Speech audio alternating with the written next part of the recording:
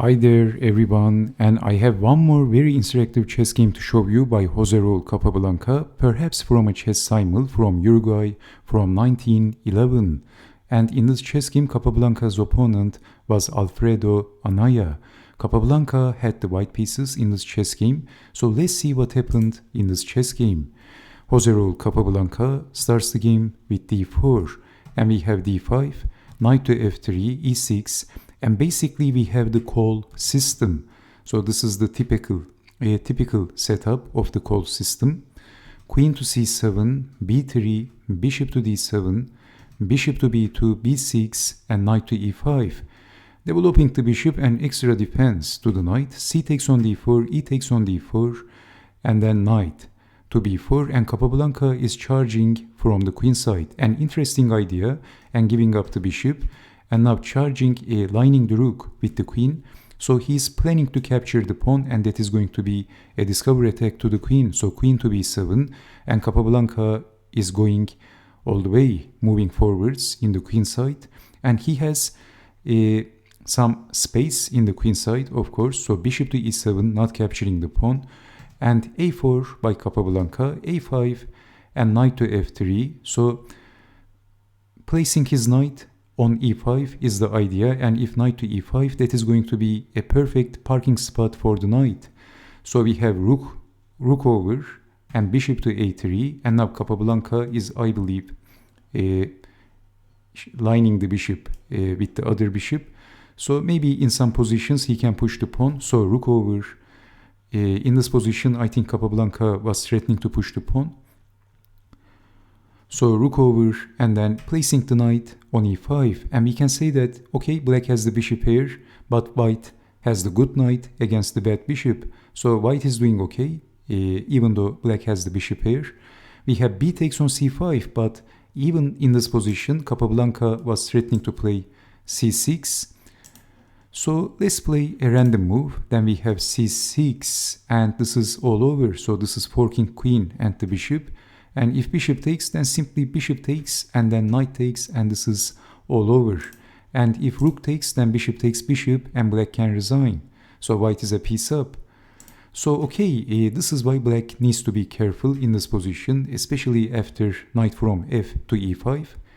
So we have b takes on c5, bishop takes on c5, bishop takes, and after knight takes on c5, black has a problem in this position. So where is the queen going? Seriously, if queen to b6, then knight takes bishop, and that is winning a piece. And if queen to c7, then knight takes bishop, and that is also going to be a discovery attack to the queen. So queen takes rook, queen takes queen, rook takes queen, rook takes rook, and knight takes, and white is a piece up. So we have queen to h7, but this is also losing. But can you see why this position is losing? It is white to move. And okay, let me give you a little tip. I think you can see the move very easily, which is very simple. But let me ask you a simple question. How would you capture the bishop, with the c knight or with the e knight? Okay, so if you said I would capture the bishop with the e knight, that's a blunder. So can you see why you have to capture the bishop with the c knight, which Capablanca did? So in this position, Capablanca simply captures the bishop with the knight. And what else? Actually, after knight takes, Capablanca played knight to c6, forking the queen and the rook, and this is losing the exchange, and white is much better. But this is why I asked this question. If capturing the bishop with the e knight, then knight takes, and there is nothing special for white, and black is even better because of the pawn structure of white. And this is why you had to capture the bishop with the c knight, because the knight on c5 can't go to c6, but this knight can go to c6. So this was the logic.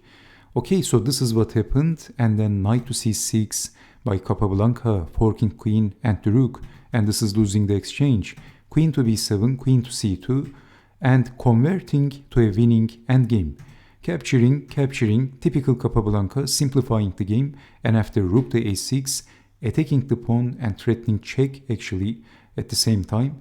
So we have rook to b4. Black is also attacking the pawns, attacking the a and the d pawn. Okay, capturing the a pawn is not bad, probably, but black can also capture the pawn and create a pass pawn. White's pass pawn is also looking dangerous, but Capablanca played very precise, as he always does in the endgame section. He played checking the king, and if blocking with the rook, we exchange the rooks, and that is winning for white. So we have knight to f8. But in this position, not capturing the pawn, white has a very strong move, and that was rook from c to c8, and there is no defense against rook to c8 and capturing the knight. This is why in this position I think black resigned. So there is no defense against rook to c8 and then rook takes knight. It's too late. There is no defense. So g6, but black is one move behind, unfortunately for black. And then king to g7, but it is too late. Rook takes knight. Very precise play by Jose Raul Capablanca. Okay, so I hope you have enjoyed watching this chess game, and I hope to see you next time. Take care and bye bye.